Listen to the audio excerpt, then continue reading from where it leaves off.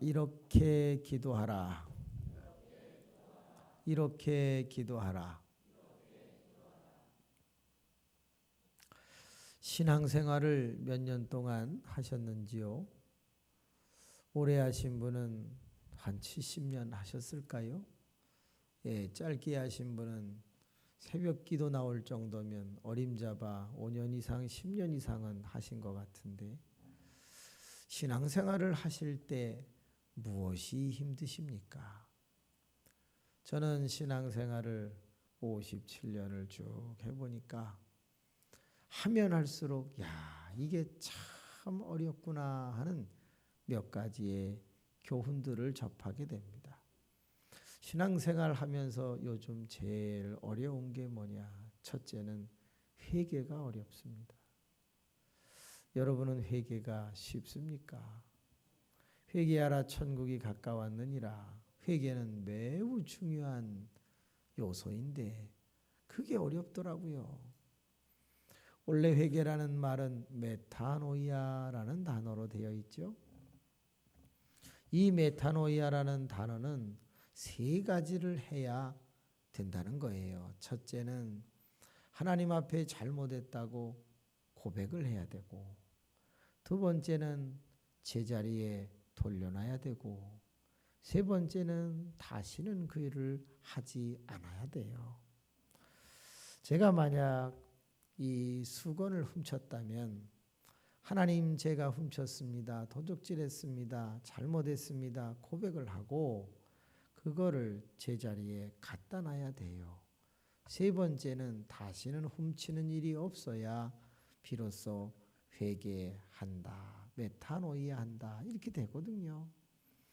그러면 여러분, 회개라는 게 다른 말로 하면 뭘까요? 그건 변화를 의미하는 거예요. 하던 것을 하지 않고 안 하던 것을 하는 진정한 변화가 회개가 되는 거죠. 제가 제 자신을 돌아봅니다. 만약에 57년 동안 계속 회개를 했다면, 그러면 저는 걸어다니는 천사가 되지 않았을까요? 한 책의 사람, 워킹 바이블이 되지 않았겠냐고요. 그런데 가만히 자신을 돌아보면 예전보다 말은 더 익숙해진 건 맞고, 사람을 또 대할 때 그래도 예의를 갖추려고 하는 것도 더 성숙해진 것 같기는 한데, 정말 속사람이 변했을까 생각해 보면 아닌 게 확실해요. 1991년 5월 2일 날이 저는 제일 깨끗하고 제일 진실했던 것 같아요. 그때 목사 안수를 받았거든요. 91년도에 목사 안수를 받고 오늘에 이르기까지 생각해 보면 26년이 흘렀네요. 그런데 26년을 가만히 돌아보면 아니요. 그때가 더 착했어요. 그때가 더 거룩하고 깨끗했어요. 저는 결론, 회개가 참 어려운 거구나 그런 생각을 합니다. 여러분 보세요. 정말 하나님의 말씀을 자꾸 들으면 우리는 회개하고 변화돼야 되잖아요. 그죠? 하나님의 말씀을 들으면 변할까요? 변하지 않을까요? 변하죠. 그죠? 근데 안 변한다는 사실을 알았어요. 회개하지 않는다는 사실을 알았어요. 그걸 어떻게 알 수 있을까요? 여러분, 한국 교회의 분쟁은 초신자 때문에 일어납니까? 말씀 많이 듣고 오래 믿은 사람 때문에 일어납니까? 제가 수없이 많은 교회를 다녀보지만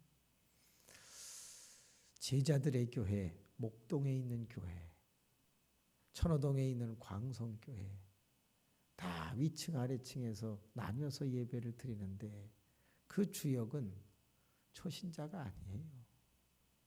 다 오래 믿은 사람 때문에 그래요. 아니, 오래 믿으면 회개하고 변화됐을 텐데 왜 다툼의 근원이 되죠? 사랑이 없는 거예요. 엄밀히 말하면 거룩하지 않은 거예요. 변화되지 않는 거죠. 포기할 줄 알고 내려놓을 줄 아는 사람이 사랑의 사람이고 그가 그리스도를 닮는 거예요. 빌립보서 2장 5절 이후는 이렇게 써 있대요. 너희는 이 마음을 품어라. 곧 그리스도 예수의 마음이니 하나님과 동등됨을 취할 것으로 여기지 아니하시고 자기를 비워 종의 형체를 입어 이 땅에 오셔서 죽기까지 복종하셨으니 십자가에 죽으심이라. 여러분, 그래요. 예수 믿는 사람은 날마다 회개한다는 것은 죄인에게서 의인에게로, 미숙에서 성숙으로, 쟁취에서 끊임없이 내려놓음으로 변해가는 것 같아요. 어렵더라고요. 전 회개가 솔직히 어렵습니다. 하나님의 나라에 가서 자신 있는 게 별로 없어요. 그래서 오늘이라도 한 번 더 기도해 보려고 하는 것이 아닐까 그런 생각이 듭니다. 두 번째 신앙생활 하는데 어려운 게 있습니다. 솔직히 얘기하죠. 전 사랑이 어렵습니다. 성경은 누구까지 사랑하라고 합니까? 원수까지 사랑하래. 원수가 사랑이 됩니까? 우리가 손양원 목사님도 아니고 여러분 사랑 어렵습니다. 나를 사랑하는 사람을 사랑하는 것은 사랑할 수 있죠. 그런데 나를 힘들게 하는 사람을 사랑한다? 어렵습니다. 제가 한번 예를 들어볼게요. 저는 26년 목사가 된 뒤로 목회를 하고 있어요. 교회를 개척한 것도 91년 9월 29일 날 개척을 했으니까 26년째 하고 있죠. 전도사 생활까지 다 하면 어림잡아 30몇 년을 했어요. 그런데 교회를 시작해서 어제까지 26년 동안 저를 괴롭히는 사람이 있어요. 다 사람들이 있을 때는 잘해요. 그런데 예배가 딱 끝나고 나면 그때부터 전화나 문자로 저를 괴롭혀요. 그분이 힘들고 어려울 때 저는 그분의 빚을 다 갚아줬어요. 제가 제 돈으로 갚아준 게 아니라 저는 금융업에 있었기 때문에 부채를 어떻게 청산하는지 방법을 알고 있거든요. 어떻게 물건을 경매를 붙이고 어떻게 해서 빚을 줄이고 어떻게 해서 그 빚을 갚아내는가 그런 것들을 잘 알고 있어요. 7억이 넘는 빚을 오히려 2억이 남도록 생활할 수 있게 해주고 다 갚아주었거든요. 정말 제가 할 수 있는 한 최선을 다해서 그 영혼을 아껴주었어요. 사랑을 받으면 교만해지나요?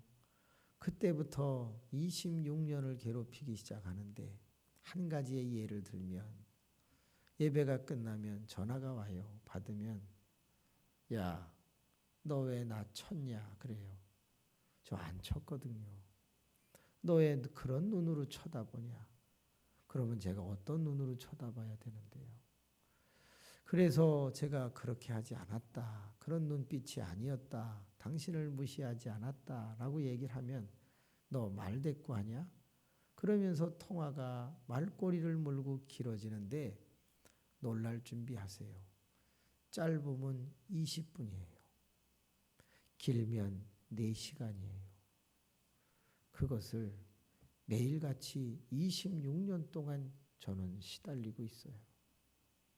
물론 어제도 15분 이상 했고요. 사랑, 여러분 쉬운 게 아니에요. 솔직히 얘기할까요? 저는 그 사람 세상 떠났으면 좋겠어요. 근데 제가 어떻게 죽으라고 기도할 수 있겠냐고요. 저 어렵게 자랐잖아요. 저 싸움 잘합니다. 도망도 잘 갑니다. 어렵고 힘들 때는 중학교 때 등록금을 못 낼 때는 맨 뒷번호였어요. 69번. 자리도 맨 뒤에 앉혀놔요. 그러면 그 뒤에는 누가 있습니까? 교복에 호크를 풀고 다니는 대개 깡패 애들이 뒷자리에 앉아요. 걔들을 드래곤파라고 보통 했어요. 용파다 이거죠. 걔들은 무서운 게 없어요. 점심시간이 되면 남의 도시락 다 뺏어 먹는 게 일이고요. 허구한 날 패싸움하는 게 일이에요. 본의 아니게 맨 뒤에 앉아 있다 보니까 저도 거칠어졌어요. 누군가가 까불면 전 가만히 있지 않죠. 잘 싸우는 게 아니라 아주 끈기 있게 버텨요. 때려도 또 일어나고 때려도 또 일어나고 계속 죽여 이러고 가면요. 때리던 사람이 무서워서 질려버려요. 집에 가면 가서 문 또 두드리고. 여러분 징글징글하게 매달리면요. 결국은 힘센 놈이 져요. 전 싸울 줄은 모르는데 그래서 오래 달리기도 잘해요. 계속 누군가가 저를 괴롭혀. 저 싸움 얼마든지 할 수 있어요. 근데 목사가 싸우면 여러분 누가 이깁니까? 이기는 것도 없을 뿐더러 소문도 안 좋아져요. 폐지를 못하겠습니까? 고발을 못하겠습니까? 얼마든지 그 사람 죽일 수도 있어요. 근데 다 소용없잖아요. 그냥 버텨주는 거예요. 그리고 제가 하는 기도 약 한 300여 명의 이름 명단 중에 1번이에요. 한 번은 하나님 너무 힘듭니다. 하나님이 좀 어떻게 해주세요. 그랬더니 하나님이 그러시더라고요. 야, 나도 부담스럽다. 그래서 나도 지금 안 데리고 간다. 하늘나라 뒤죽박죽 만들어 놓을까 봐 내가 못 데리고 간다는 식으로 그런 마음의 느낌이 올 정도예요. 근데 사랑이요? 미안합니다. 사랑하는 척하는 거지 어려워요. 참는 게 사랑이겠죠. 그죠? 참는 게 사랑이겠죠. 저는요, 그분이 필그림 교회에 등록하기를 원합니다. 할렐루야. 그분 빨리 군산으로 이사 와서 요 앞에 아파트로 이사 와갖고 난 이 교회에 등록하기를 원합니다. 그런 사람한테 한번 걸리면 얼마나 힘든지 여러분이 좀 맛을 봤으면 좋겠어요. 할렐루야. 왜들 아멘 안 해요? 야, 정말 힘듭니다. 한 번은 너무 마음도 감당해내기 어렵고 힘들어서 전화를 꺼놨어요. 한 7년 전의 일입니다. 새벽 기도 가려고 핸드폰을 딱 열었는데 아이고 띵띵띵띵 골키퍼인가 홈키퍼인가 뭐 그거 전화 왜 부재중 전화 들어오는 거 있죠. 86번을 계속했어요. 새벽 3시까지인가 계속 전화를 한 거예요. 그리고 맨 마지막 문자를 보냈는데 야, 이 새끼야 너는 자빠져 자냐? 나는 약 올라 죽겠는데 뭐 이렇게 제가 그거를 얼마 전까지 문자를 갖고 있었어요. 왜? 만약에 제가 싸워갖고 문제가 일어났을 때 저를 사람들이 오해하면 그 문자를 보여주려고요. 근데 결국은 송구영신 예배를 드릴 때 다 지웠어요. 용서하자. 그냥 없던 걸로 하자. 이제는 어느 정도가 됐느냐. 전화 딱 오면 무슨 말을 하면 빨리 끊는지 다 알아요. 제가 단 한마디라도 말대꾸 하면 시간은 길어지는 거예요. 여러분 사랑 쉽지 않아요. 세 번째 신앙생활 하는데 어려운 게 뭐냐?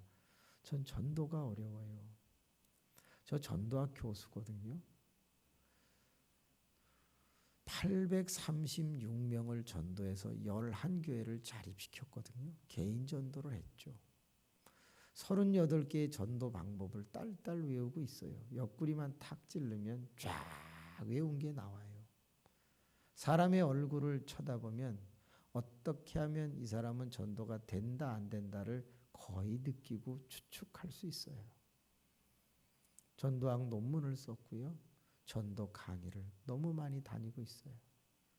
근데 오늘도 전도하려고 그러면 부끄럽고 창피해요. 저는 하나님 앞에 이런 약속을 했어요. 한 달에 한 명은 등록시키게 해주세요. 매해 12명씩 전도하거든요. 그렇게 25년 이상을 달려왔는데 지금도 전도하러 나가려고 하면 솔직히 힘들어요. 그러나 가면 갈수록 제일 힘든 게 있어요. 신앙생활 하는데 저는 이게 너무 힘들어요. 뭐가 힘드냐? 네 번째, 기도가 힘들어요. 전 새벽에는 본질적인 얘기를 꼭 하고 싶어요. 왜? 믿음 없는 사람들은 나오지 않을 테니까.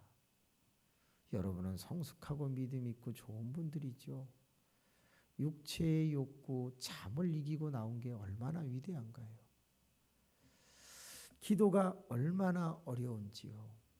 하면 할수록 어려워요. 첫째, 보세요. 어린아이의 언어와 장성한 자의 언어는 달라야 되거든요. 그런데 저희 교회에 대표 기도하는 분들의 기도를 들으면 저는 화가 나요. 어떻게 10년 전에 기도하고 10년 후에 기도가 똑같을 수가 있냐. 어휘력이 말이 어떻게 변하지 않을 수가 있냐 이 말이에요. 그래서 제가 그래요. 써서 해라. 제발 단어 하나라도 바꿔라. 신앙생활을 그렇게 오래 많이 했는데 어떻게 같은 말을 하냐. 상대에 따라서 말이 바뀌는 게 아니냐. 대통령 앞에 섰을 때와 어린아이 앞에 섰을 때는 당연히 언어가 달라야 되는 게 아니냐. 하도 잔소리를 했더니 대표 기도는 하나님도 들으시지만 교인도 듣는다. 하나님도 듣고 사람도 듣는다면 하나님은 어떻게 하시든지 개인 기도는 단어가 좀 부족해도 역사하시겠지만 이 대표 기도는 사람도 들으면서 같이 화답하여 아멘을 해야 되기 때문에 정말 중요한 게 아니냐. 하도 그랬더니 교인들이 이제 베끼기를 시작을 했어요. 기도책들을 사다가 전부 베끼는 거예요. 와, 기도 엄청 잘합니다.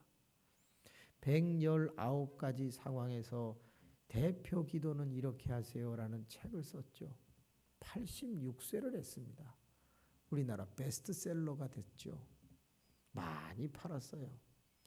물론 출판사가 돈은 다 가져가고 저는 책 300권 받고 끝났지만 말입니다. 근데 그 대표 기도문이라고 하는 책을 써서 기도는 제발 119가지 상황에서 이렇게 하세요라고 해봤지만 역시 사람들이 베끼더만요. 어느 날 제가 충격을 받았어요. 다 나와서 대표 기도하는 분들이 기도를 종이를 펴가지고 읽어나가면서 너무 잘하니까 제가 고맙더라고요. 근데 문제가 생겼어요. A라는 분이 대표 기도를 했는데 교인들이 아멘 아멘 하고 화답을 하는데 B라는 교인이 했는데 아무도 아멘을 안 하는 거예요. 왜 안 하지? 하다가 가슴이 철렁했어요. 뭔지 아시죠? 아멘을 안 한 분은 아멘 그 B라는 분이 기도할 때 아멘을 안 한 이유는 그 말 하나도 지키지 않는 사람의 기도였어요. 주여 사랑하게 해주세요. 그분이 사랑을 안 해. 주여 우리 모든 교인이 전도하게 해주세요. 지가 안 해. 뭘 얘기하는 거죠? 언행일치가 안 되는 거예요. 그러니까 교인들이 기도를 듣고 있다가 역겨운 거예요. 너나 잘해. 아무도 아멘 안 했어요. 아하, 기도는 왜 어려운지 아세요? 말의 문제이기도 하지만 뭐의 문제다? 삶의 문제이기 때문에 기도가 어려운 거예요. 어느 날 제가 기도를 했는데 우리 교인들이 아멘을 안 한다고 생각을 해봤어요. 그러면 뭐가 되는 거죠? 김 목사, 너나 잘해. 이 소리거든요. 기도가 두려워지기 시작했어요. 그래서 말을 빨리 하면서 기도하는 것도 두려워지기 시작했어요. 왜? 얼마나 실언을 많이 하겠느냐 그 말이에요. 책임질 수 없는 말을 기도한다는 것 자체가 범죄라는 사실을 알게 됐어요. 여러분, 제일 어려운 게 전 기도더라고요. 그래서 요즘은 기도를 함부로 못 하겠어요. 많이 생각하고 3, 4, 이런 3번 생각하고 한 번 말을 할 수밖에 없더라 그 말이에요. 설교가 어려운 게 아니라 전 기도가 어렵더라고요. 얼마든지 사람은 웃기고 울릴 수 있어요. 진실하게 간증하고 하나님의 말씀을 분석해서 쪼갤 수도 있고 전할 수도 있고 암기시킬 수도 있고 1시간 만에 성경을 다 외우게 요점 정리를 500년 단위로 해드릴 수도 있어요. 근데 기도가 어려워요. 1절 한번 읽어봐 주실래요? 11장 1절. 어떤 사람이 기도는 그냥 하면 된다고 그래요. 아니요. 절대 그냥 하면 안 돼요. 1절 시작. 예수께서 한 곳에서 기도하시고 마치시매 제자 중 하나가 여짜오되 주여 요한이 자기 제자들에게 기도를 가르친 것과 같이 우리에게도 가르쳐 주옵소서. 여러분, 기도는 배우는 거예요. 예수님의 제자가 예수님 만나기 전에는 기도 안 했나요? 여러분, 히브리 민족 유대인은 수천 년 전부터 기도하는 백성이었어요. 누가복음 1장을 보세요. 사가랴가 반열을 쫓아 제사를 드리고 있을 때 예수님은 아직 태어나지도 않았어요. 근데 그때 그 분향할 때에 사람들은 바깥에서 뭐 하고 있었다고 기록하고 있죠? 기도하고 있었다고 그랬어요. 예수님 오시기 전부터 이스라엘 백성들은 기도하는 백성이었어요. 구약을 보세요. 백성들이 얼마나 부르짖었나. 그런데 예수님의 제자가 되고 나서 뭐라 그러냐면 아유, 우리도 기도를 가르쳐 주세요. 기도가 다 기도가 아니라는 걸 말해요. 기도는 배우는 거예요. 얼마나 바르게 기도를 배우느냐에 따라서 기도가 날카로워지는 거예요. 여러분, 기도는 곧 응답으로 이어지거든요. 내 기도가 수십 년을 하는데 이루어지지 않아 기도가 무딘 거예요. 잘못된 기도인 거예요. 그래서 주님이 가르쳐 주신 기도가 2절서부터 4절까지예요. 그게 뭐예요? 주기도문이에요. 제발 너희는 기도할 때 이렇게 하라. 우리가 하는 기도는요, 주기도문 같은 형식을 갖고 있지 않아요. 기도를 다 들어보면요, 미안합니다. 97%가 달라는 기도를 하고 있습니다. 끝에 동사는 다 주시옵소서로 끝납니다. 기도가 많이 틀렸습니다. 주기도문에 달라는 내용이 몇 개나 나옵니까? 기도가 내용상 문제가 있다는 걸 인정해야 된다 이 말. 그런데 다 하려면 시간이 없어요. 자, 5절 맨 앞에 있는 단어를 보세요. 뭐죠? 예, 또입니다. 또. 그럼 또가 뭐죠? 기도는 또 이렇게 해야 된다가 이제 5절이 시작되는 거예요. 9절 맨 앞에 보세요. 두 글자만 얘기해 보세요. 내가 또예요. 또. 기도는 또 이렇게 하라는 거예요. 성경에서 기도를 가르쳐주는 이야기가 너무 많아요. 근데 우리는 어깨너머로 배워가지고 청산유수로 말을 하지만 미안합니다. 허공을 치는 메아리일 경우가 많습니다. 하나님이 이사야서를 읽어보세요. 네가 기도할 때에 내가 역겨워서 내 귀를 닫는다 그랬어요. 여러분, 기도 어렵습니다. 그래서 제가 오늘 새벽에 5분밖에 안 남았는데 시간 되는 만큼만 중요한 거 가르쳐 드릴게요. 5절에서 8절을 읽어보세요. 또 기도는 이렇게 하라라고 비유를 들었는데 사람들은 자꾸 8절만 강조를 해요. 8절에 뭐가 있냐면 간청한다라는 말이 나오거든요. 그래요. 강하게 요청하는 기도가 중요하죠. 그러나 8절이 나오려면 몇 절부터 시작된 거예요? 5절부터 시작된 거예요. 그러므로 5절부터 8절까지 가는 사이에는 먼저 잘해야 될 것이 여러 개가 6개 이상이 나옵니다. 그거를 하고 난 다음에 간청이 따르는 거예요. 근데 문맥상으로 보면 꼭 간청만 하면 되는 것처럼 잘못 오해를 한다. 그러니까 기도가 역사가 안 일어나는 거죠. 저는 오늘 새벽에 과연 누가 오실까? 제가 4번 이상 하면서 여러분의 얼굴을 대충 익혔거든요.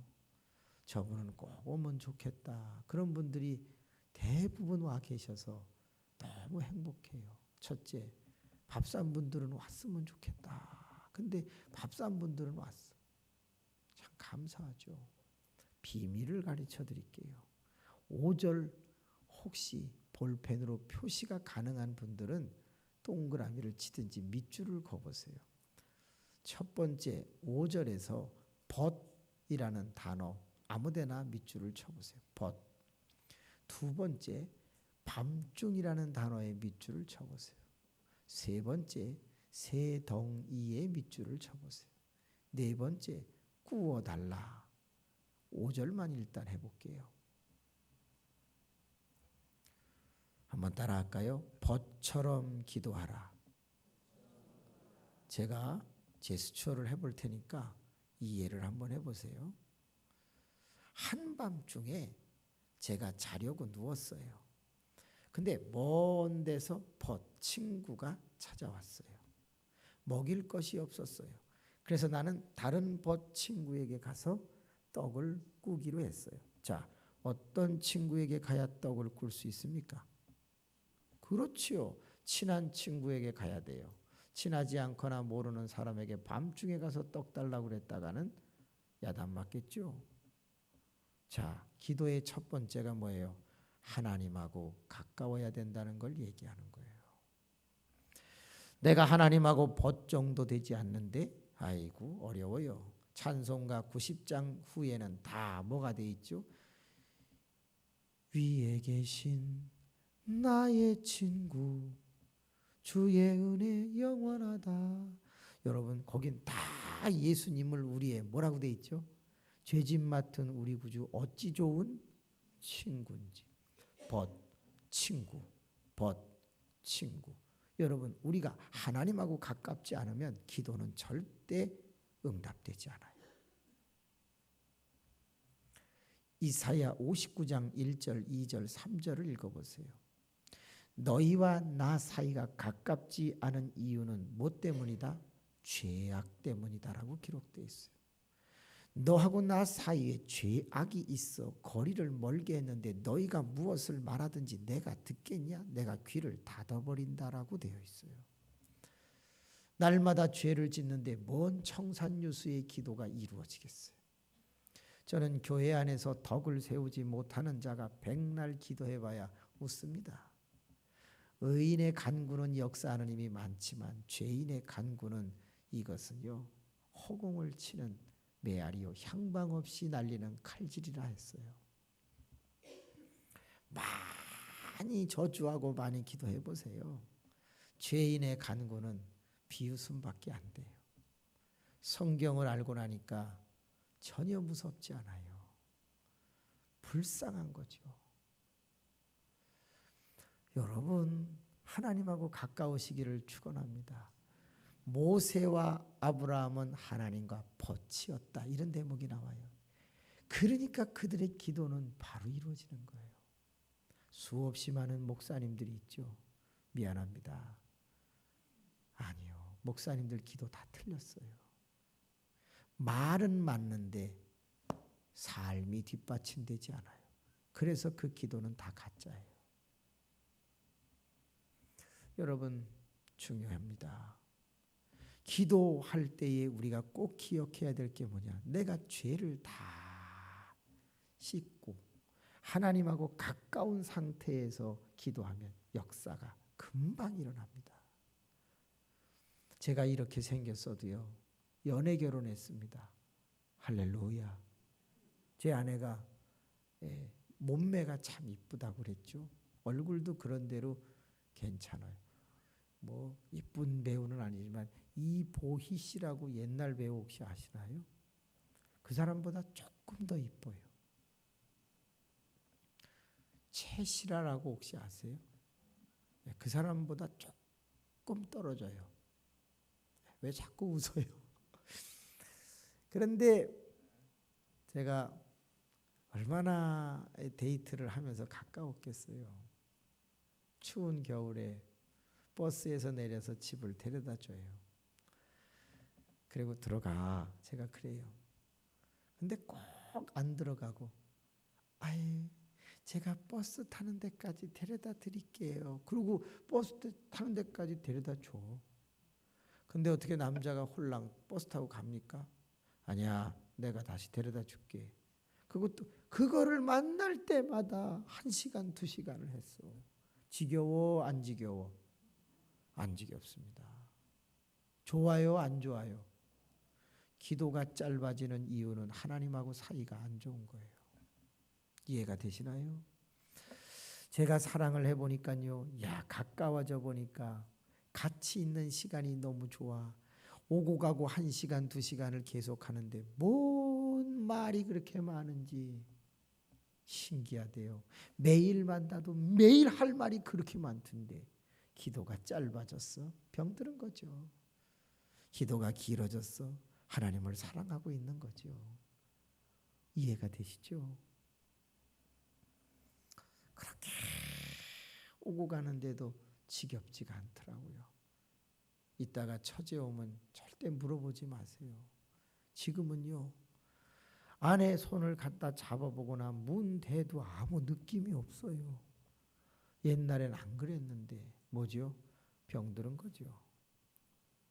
의무로 산다. 산전수전 다 겪은 미운정 고운정으로 산다. 옛날엔 안 그랬어요. 손을 이렇게 닿기만 해도 찌릿! 아이고 전기가 찍찍. 지금은 갖다 문 대도 아무 느낌도 없다니까. 참 가까우시기를 주님의 이름으로 축복합니다. 두 번째가 밤중이에요. 밤중처럼 기도하라. 무슨 얘기죠? 지금 사건이 언제 터졌죠? 벗이 밤중에 와서 밤중에 터졌어요. 우리가 인생을 살아가다가 밤에 기도해야 할 만한 상황이 벌어질 수 있어요. 뒤집어 얘기하면 뭐죠? 특별한 상황이 벌어지면 특별한 기도로 매달릴 줄 알아야 된다가 밤중 기도예요. 예를 하나 들어볼까요? 창세기 32장에 보면 야곱이라고 하는 사람이 28장에 지팡이 하나 가지고 갑니다. 기름 한 병 가지고 갑니다. 게다가 그 기름도 돌에다가 다 붓고 베델에서 거지돼 가지고 지팡이 하나 들고 가는데 그가 20년 만에 2떼를 거두어 가지고 자녀들 데리고 고향으로 돌아옵니다. 그런데 형 에서가 400명을 거느리고 쫓아온다는 소리를 듣는 순간 문제가 터졌습니다. 자, 그가 어떻게 하지요?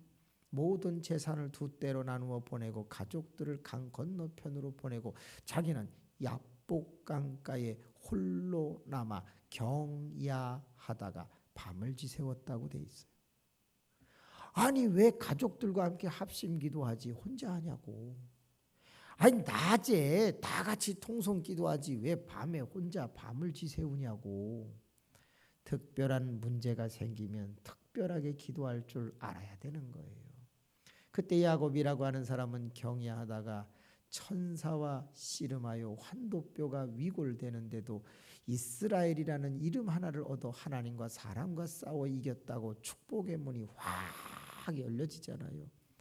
오늘 저녁에 성회가 끝나면 작정기도 하실 분이 나오기를 바랍니다. 그래요. 지금 밤중과 같은 상황이라고 하면 내가 밤중기도, 작정기도, 금식기도 매달려야 돼요. 새벽기도 40일 작정기도, 철야 40일 작정기도, 100일 작정기도 왜 못하냐고요. 기도가 만사를 바꾸잖아요. 안 믿으십니까? 기적을 만들어냅니다. 하나님은 살아계십니다. 하나님은 기도하는 자의 편이십니다. 그런데 그걸 왜 안 하는지 모르겠어요. 평상시 하던 방법이 아니라 전혀 다른 방법으로 문제가 있으면 매달려라. 그게 밤중 기도예요. 세 번째, 시간 관계상 넘어갈게요. 새덩이처럼 기도하라. 자, 한번 맞춰보세요. 이거 맞추시는 분은 제가 5,000원 못 드린 거 그거 여기 이쪽에 나와 계시거든요. 저분이 이제 주실 거예요. 계속 못 맞추면 저분이 10,000원 다 먹는 거예요. 맞춰보세요. 계산을 해보시기 바랍니다. 자, 마태복음 14장에 보면 5,000명을 먹인 사건이 있습니다. 그때 보리떡이 몇 개 있었습니까? 보리떡 몇 개로 5,000명을 먹였다고 돼 있죠? 네, 맞아요. 5개입니다. 요한복음 5장 6장에 보면 그 보리떡 5개 5,000명 먹일 때 보리떡을 누가 가지고 있었다고 하죠? 어린아이.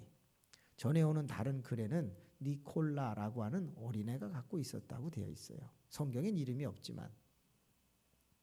마태복음 15장으로 넘어가면 4,000명을 먹인 사건이 나옵니다. 그때는 보리떡이 몇 개 있었습니까? 예, 7개 있었습니다. 그래서 그건 칠병이어라고 말합니다. 그러면 그 7개의 보리떡은 누가 가지고 있었을까요? 성경에 기록이 없습니다. 그때 일반적 해석을 합니다. 5개가 어린아이라면 7개는 더 많으니까 누가 갖고 있었겠다? 어른이 가지고 있었겠다. 이렇게 생각을 하는 겁니다. 일반적으로 해석을 한다 이 말이에요. 자, 그러면 이제 풀어봅니다. 먼 데서 벗이 찾아왔습니다. 애입니까? 어른입니까? 어른이죠. 왜? 내가 이 벗에게 갔을 때 이 벗은 아이들과 함께 침소에 들었다. 그랬으니까 여기가 어른이니까 나도 어른, 먼 데서 온 이 사람도 어른. 벗. 어른. 자, 어른이 왔습니다. 그러면 몇 개의 떡을 먹여야 됩니까? 최소한 7개를 먹여야 되겠죠. 적게 먹인다고 해도 몇 개를 먹여야 됩니까? 어린애가 가지고 있던 5개는 먹여야 되겠죠. 적게 먹여도. 그런데 이상합니다. 오늘 내용은 내가 이 집에 가서 몇 개를 꿨습니까? 3개를 꿨습니다. 이거 말이 안 되잖아요. 5개를 꾸든지 최소한 7개는 꿔야 되는데 왜 3개를 꿨을까요? 퀴즈 맞히십시오. 먼 데서 벗은 몇 개의 떡을 먹었을까요? 맞추시면 바로 5,000원을 상금으로 받을 수 있습니다. 기도는 이렇게 하라는 거예요. 자, 몇 개의 떡을 먹었을까요?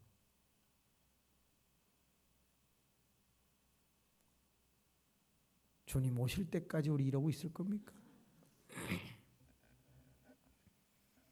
여러분, 새덩이처럼 기도하라. 무지하게 중요합니다. 내가 이 집에 7개를 꾸러가지 않고 5개를 꾸러가지 않고 3개를 꾸러갔다. 명확하잖아요. 무슨 뜻이냐? 여러분, 모든 이스라엘 백성들은 자기 전에 나그네를 대접하기 위하여 3개의 떡을 남겨놓게 되어 있었다고 합니다.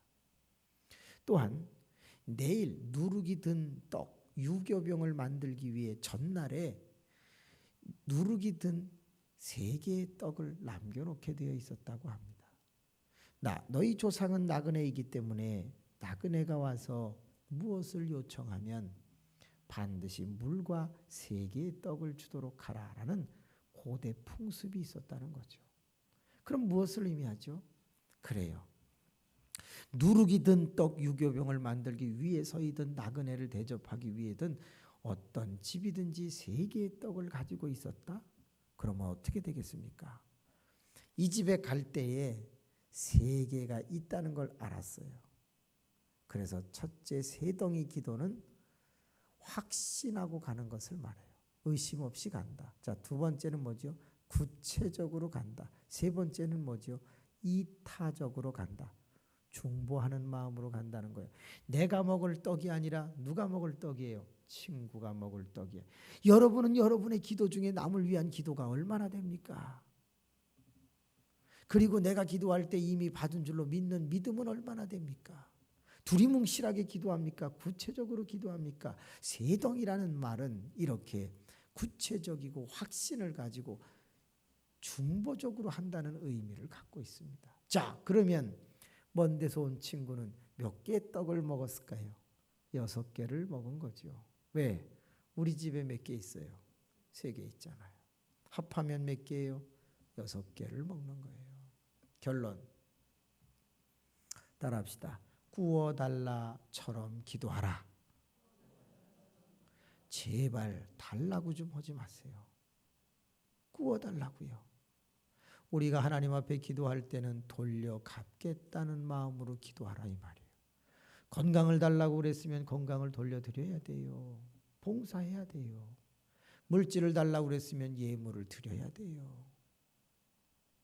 저는 한 가지 소원이 있어요. 우리 교인에 아무리 부자가 있어도 매년 헌금은 1등하게 해주세요. 그게 제 바람이에요.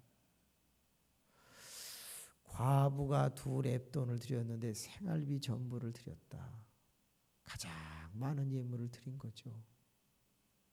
어려울 때의 시간마다 헌금을 많이 해주시는 여러분을 축복합니다. 하나님께서 주신 것을 돌려갚는 마음으로 신앙생활을 하시니 여러분은 성서적인 사람들입니다. 하나님께서 반드시 기도하신 것을 되갚겠다는 마음으로 매달리시는 분들은 신속하게 응답될 것을 선포합니다. 부탁합니다. 벗처럼 하나님과 가까운 회개한 분들이 되시기를 바라요. 너희 남자들이여 거룩한 손을 들으라.